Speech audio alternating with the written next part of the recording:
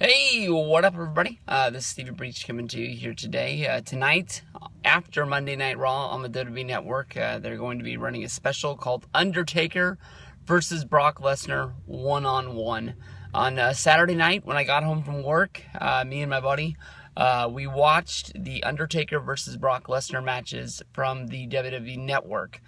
From these, we had to go into the search feature. We typed in Undertaker versus Brock Lesnar, and we watched their 4 matches from the past. 2 of these matches happening in 2002, 1 match happening in 2003, and of course the WrestleMania 30 extravaganza. I think when it comes to it, I know that 2002 Undertaker is really the guy that sort of put Brock Lesnar on the map. Of course, when Lesnar came in, he didn't really have the biggest, build to being the champion. He came in and he had a series of matches against the Hardy Boys. From there, he went on to win the King of the Ring. I believe he beat RVD, and then he beat The Rock at SummerSlam 2002. After beating The Rock, he moved right into being the exclusive SmackDown champion, and sort of took the Undertaker matches to put him on the map to show that he really was a true, real main eventer. The Unforgiven match, honestly, in my mind, is one of the better matches of the 4. I really like the fact how they just, really just show how tough these guys are, and they're just beating the hell out of each other. The match ends up getting thrown out because the referees kept on taking ref bumps. I think there's 3 ref bumps before the referee just gets smashed into the corner trying to break these guys up from fighting.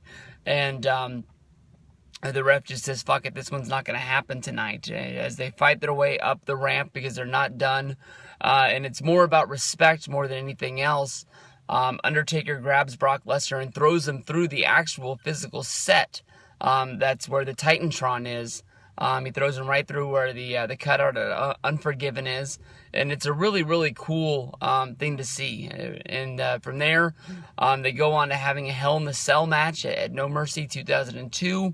The build-up to the No Mercy 2002 match is that Brock didn't want to fight Taker again, and he breaks his hand. And then Paul Heyman goes to work, basically trying to get the WWE to throw the match out, basically because they're saying that the Undertaker will be taking a cast, which is a weapon, into the Hell in the Cell, and that shouldn't be right. Finally, WWE makes the ruling that, Undertaker, he wouldn't have the cast if it wasn't for, Brock Lesnar breaking his hand.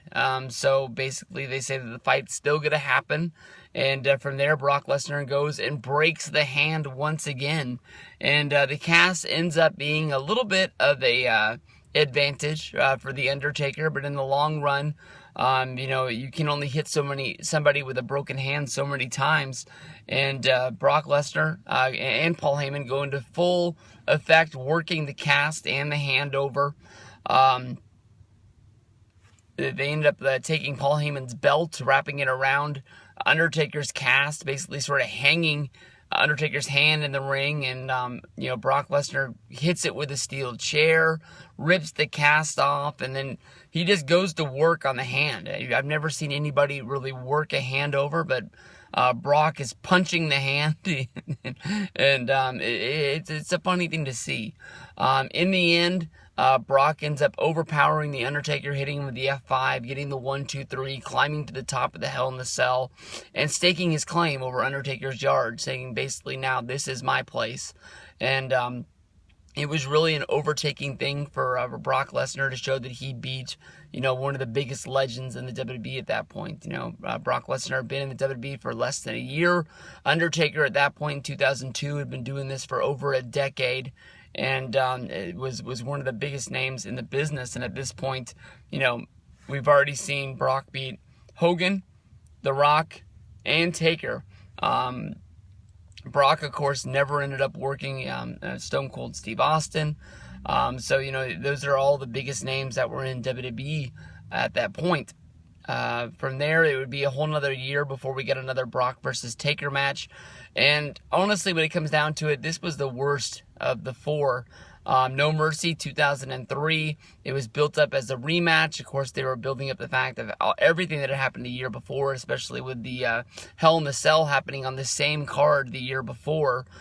This year, playing off of Undertaker's, motorcycle gimmick, it was a biker's chain match, which was basically a chain on a pole.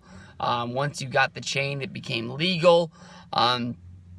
You get to see these guys fight, you get to see these guys brawl, but in the end, you got run-ins from the FBI, and it just really didn't really make a lot of sense. I even think Matt Hardy ran in during this match one time.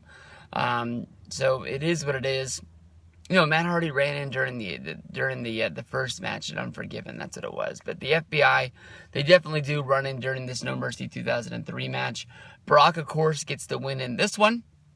And, you just forget about that match. When it comes down to it, why Undertaker and Brock Lesnar are fighting at SummerSlam 2015 is because of WrestleMania 30. They're building up the fact of, Brock Lesnar rolling into WrestleMania 30, breaking the streak that Undertaker had built throughout his whole career, beating guys like Jimmy Superfly Snuka, Jake the Snake Roberts, Mark Henry, Batista, Shawn Michaels, Triple H, CM Punk, Edge.